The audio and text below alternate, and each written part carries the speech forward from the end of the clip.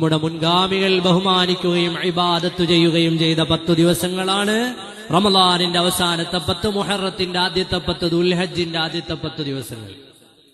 ദുൽഹജ്ജ് മാസം നമ്മിലേക്ക് വരുമ്പോൾ അഫ്ളലു അയ്യാമിദ് ദുനിയാ അയ്യാമുൽ അശ്ർ എപ്പോഴും നമ്മുടെ മനസ്സിലുണ്ടാകണം.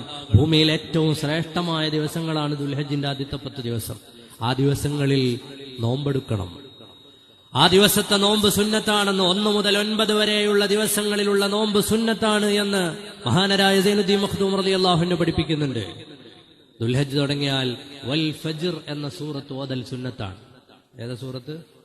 വൽ ഫജ്ർ വലയാലിൻ അശ്ർ ഓതൽ സുന്നത്താണെന്ന് ബഹുമാനപ്പെട്ട സൈനുദ്ദീൻ മഖ്ദൂം റളിയല്ലാഹു അൻഹു ഫത്ഹുൽ മുഈനിൽ രേഖപ്പെടുത്തിയത് കാണാം.